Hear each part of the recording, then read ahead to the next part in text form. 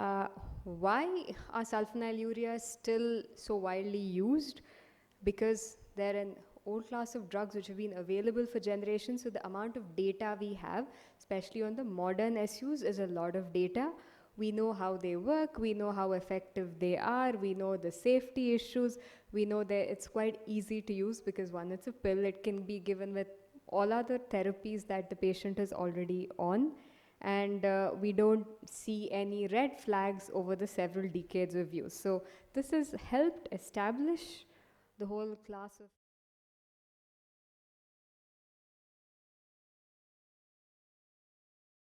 So I would like to invite Dr. Bhavna Sosle to tell us more about this group of drugs. She is a consultant at Diacon Hospital in Bangalore. Good evening to everyone. Thank you to all the chairpersons, and thank you to Dr. Anantraman and the organizing committee for inviting me here today. So what I'm going to tell you all over the next 15 minutes or so is not really going to be anything new, but it sort of helps us relook at what we need to do in practice, that is good glycemic control. And we need to again go back and remember that we still need a beta cell centric approach, not to take away any emphasis from the cardiac renal safety set of molecules that we have, but at the end of the day, all our patients need good glycemic control.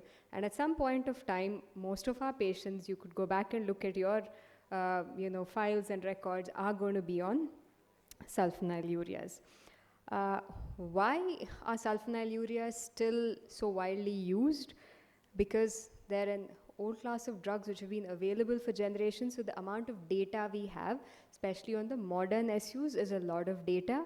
We know how they work, we know how effective they are, we know the safety issues, we know that it's quite easy to use because one, it's a pill, it can be given with all other therapies that the patient is already on, and we don't see any red flags over the several decades of use. So this has helped establish the whole class of modern SUs as a safe molecule for us to use. And over the years, there have been several studies, and I'm not going to look into each study and each year, but we know the modern SUs that are there today for us, which is glimepiride and gliclazide, are widely used in practice, and they are effective and safe. Now, as I mentioned earlier, we've had a lot of experience with SUs over several decades. We can use it with all other OADs that are available. We can use it with injectable molecules. So we as doctors also, and we just heard in the previous talk with emiglenin, sometimes when we use newer molecules or early molecules, there are still questions unanswered. But SUs are a class of agents where nothing per se has been unanswered at this point of time, and hopefully we'll keep learning more and more with time to come. Now, there's been a ton of evidence from India as well, a lot of studies, a lot of publications, and again, we don't really need to go into each of the studies. But what has most of these studies told us that when we use glimepiride and metformin, we know how much HbA1c reduction we expect to get, and as the dose goes up, we slightly see a greater A1c reduction.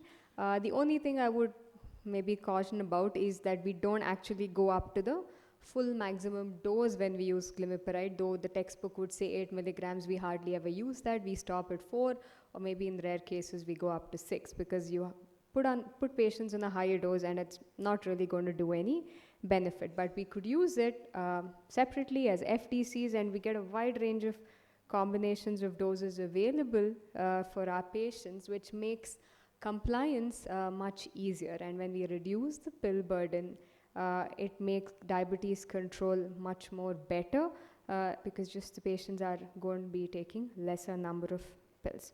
So we've got a ton of evidence throughout the world. Now, this particular slide tells us data from the JADE study, which is the Joint Asia Diabetic Foundation group, which was based in Hong Kong, did the study, and it was an observational study that spanned some time, and Diacon was also one of the centers in this study. So they were looking at diabetes control, what groups of agents patients were on, and they looked at patients who were younger, patients who were older. They also had multiple components to it to see if risk scores and other things could be used to educate patients to see if patients actually get to better values.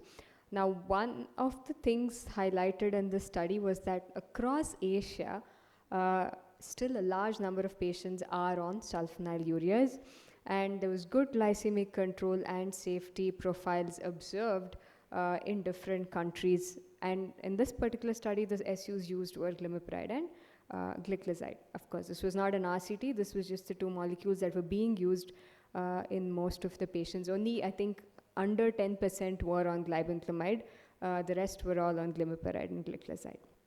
So at this point of time, when we think of cardiovascular safety and sulfonylureas, we know that there are issues with the older molecules like glibenclamide, so we hardly ever use that today.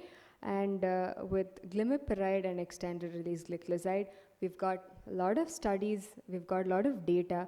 We've got data from Advance with gliclazide, we've got data from Carolina for glimepiride, which has told us that these molecules over the years, they're also cardiovascular safe. There's no increased risk of cardiovascular event. And even before these studies came, and when we didn't have this data, there were still time-tested molecules that had been used for generations, but now the data is also there, which confirms that what we have believed over time, that SUs are safe, are actually true. Now, this was a recent study, which is why I'm going to actually highlight it here, because all of you have already heard or you've read about Carolina, so I don't need to go back into that.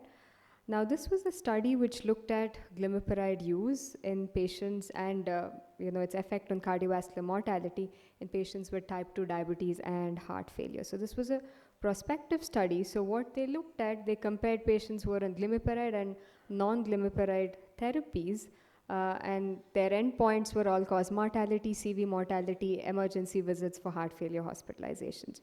And what was seen was that there were better survival and fewer hospitalizations with the use of glimepiride versus the other medications in this particular study. But I don't know whether these patients were actually on SGLT2 inhibitors or not, because we do know with all the data available that we would expect to see better outcomes certainly with an SGLT2 inhibitor. So I'm not trying to tell you that you use glimepiride. I'm being very clear to improve heart failure outcomes. What I'm trying to tell you is that it is safe to use in patients with cardiovascular disease, and you need not really worry about continuing the sulfonylurea or initiating a sulfonylurea. Always assess the risk, put them on a SGLT2 or plus or minus GLP-1 based on affordability, and then the SU comes there. But we need not question the cardiovascular safety and ask, is this going to worsen outcomes? And we can continue to use sulfonylureas even in patients with cardiovascular disease. Now, this is some basic science data which is available, and again, I'm not a basic scientist, so that's my disclaimer here. If you ask me how these signaling pathways work, I would tell you I can give you a link and give you the article, but I truly do not fully understand them myself. But there are a lot of lipid signaling pathways that go on in the body, and there is some basic science data, lab data, that has shown that glimepiride has an effect on some of these pathways, and perhaps this is one of the reasons why it is actually CV safe. That is just something to remember, but irrespective of these basic lab data and animal data, we do know that sulfonylureas can be used safely in patients with cardiovascular disease.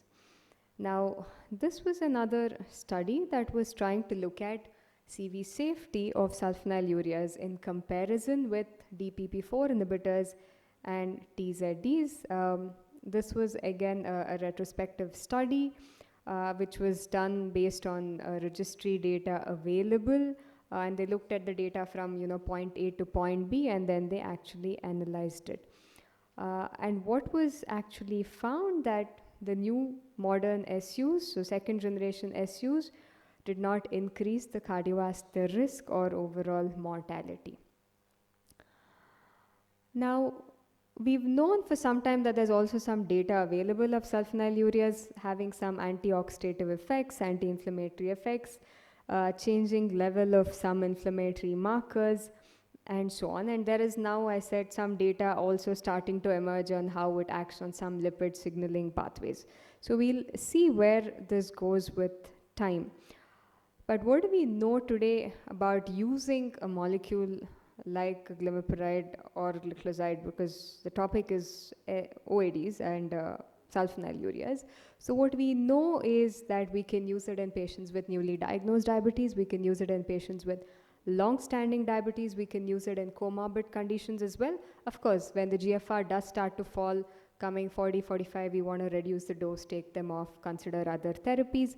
We can use it in patients with cardiovascular disease. We can, though of course there may be very minimal weight gain associated with sulfonylureas, we can use it still in patients with overweight and obesity, because often the drugs like GLP-1 RAs, which do help in a lot of weight loss, may not be affordable for a great section of our society today. Can be used in the elderly, just need to reduce the dose so that we want to minimize hypoglycemia. And of course, sulfonylureas are the mainstay therapy in monogenic diabetes. Now, this was a study which looked at combinations of sulfonylureas with other OHs just to see what doctors are doing. It's used with TZDs, it's used with AGIs, used with SGLT2 and DPP4. So we do use sulfonylureas with all other molecules in our practice. So the other question that we commonly get asked sometimes in Q&A sessions, and sometimes we see patients coming in, sugars are out of control, they've had diabetes for a long time and they say my A1Cs are 10 or 9 or 11, I just don't know what to do, I've been taking my insulin. I say, okay, how long? And a few months ago or a few weeks ago. What was your control before this? What were you taking? I was taking glimepiride metformin. So where is that now in your prescription? I've stopped all the tablets because I started insulin. So this is the next thing that I would highlight, that we keep in mind that we need to remember that continuing the sulfonylurea does help our patients get to better control.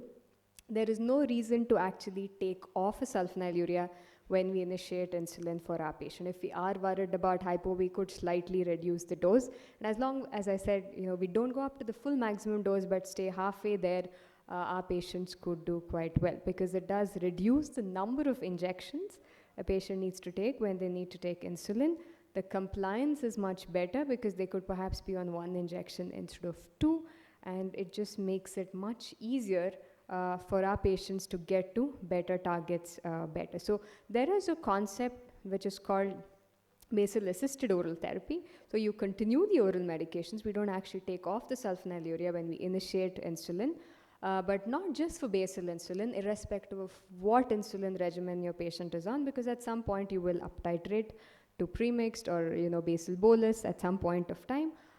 We could continue using the sulfonylurea. We have seen patients coming with 10 years, 15 years of diabetes, 3 injections a day, clearly type 2, and they're not under control, and you put them on the SU, you don't have to put them on a 4th injection of insulin. They do marginally better.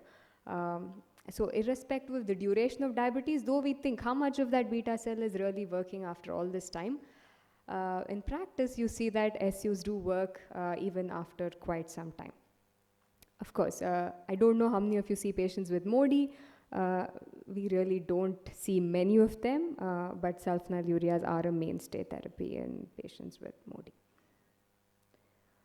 Now, this is just one slide looking at the effect on kidney outcomes from the GREAT study. Now, the GREAT study, what they did was they wanted to see different groups of molecules and what happened to the patient. So one arm got sulfonylurea glimepiride, one arm got liraglutide, GLP-1, another arm got sitagliptin, and the other arm got glargine. This was all with metformin.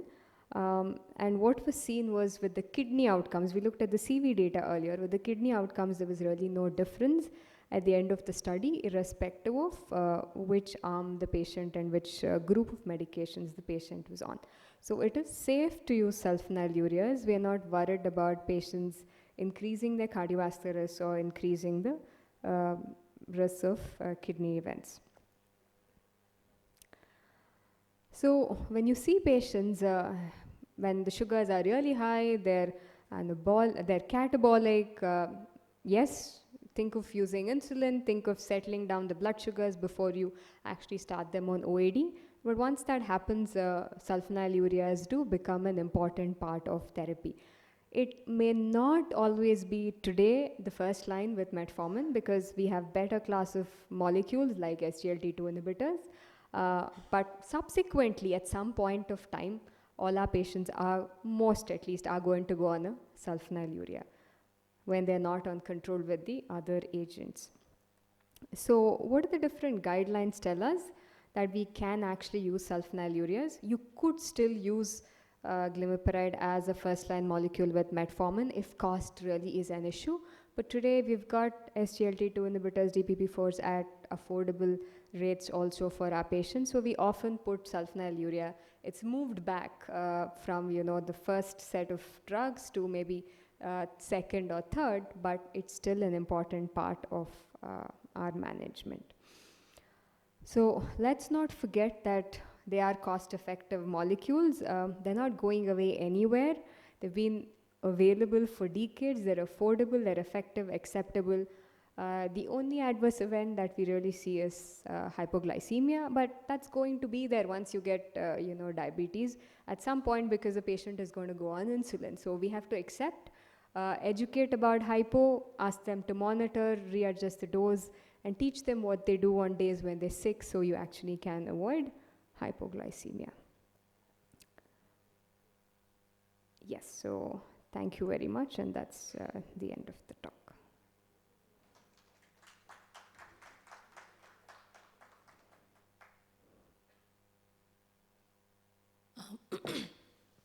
Thank you, Dr. Bhavna. It's always a treat to listen to you, and earlier last few years it was on the webinar, but it's good to see you in person. I think it's very important to discuss these sulfonylurea in our diabetic talks, as you rightly pointed out. And thank you for showing that slide and stressing out, at least for 2-3 minutes, that not to stop the OHAs when they start. This is a very common scenario. We see that people think that those medications don't work and they're just switched to insulin and struggling to hit the target. So very well pointed that out. And I know we've, as you rightly said, it's a low middle income country and we cannot afford the semaglutides yet. And definitely it is our tier 1, tier 2, long way from 1942 when it was discovered. And I think the newer generations are here to stay. With that, do we have any questions from the audience?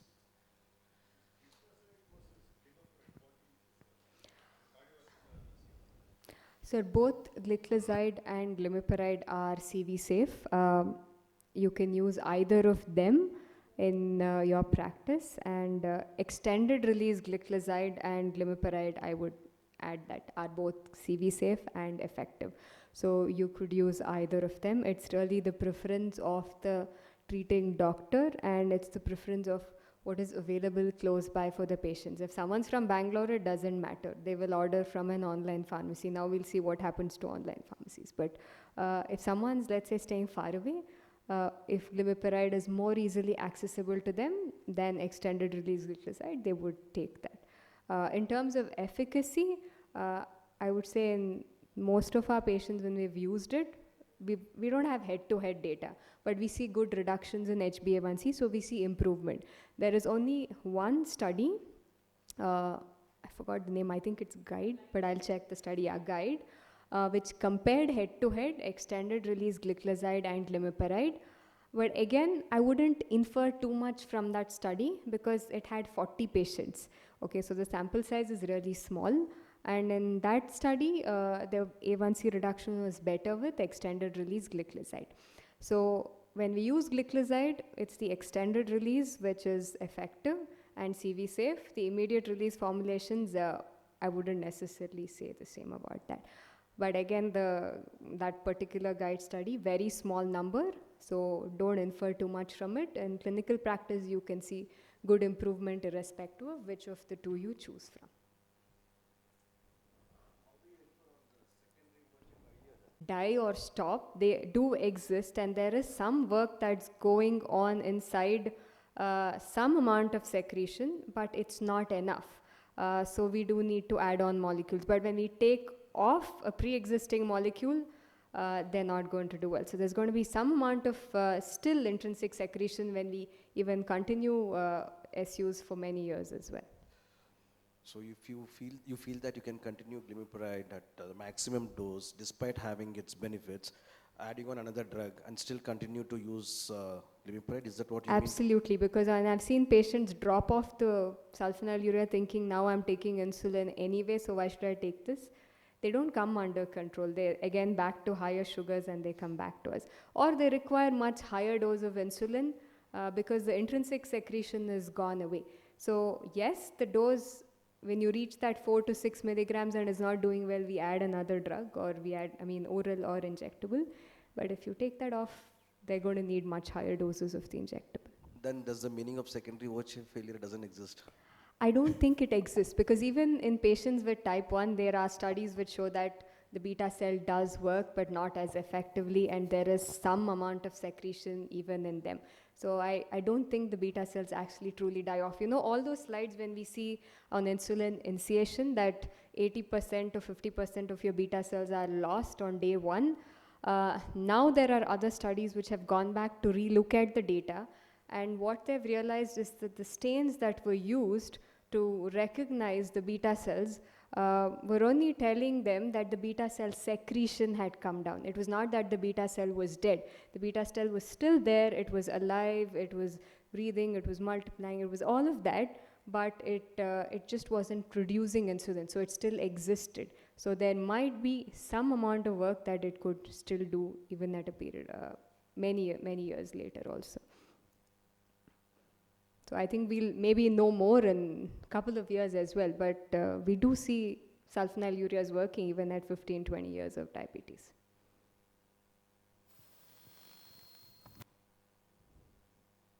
So thank you, Dr. Bhavna, for reminding us that sometimes old is gold, right? So what she just demonstrated to us was the meaning of a green swan, which is an innovative solution to multiple challenging problems.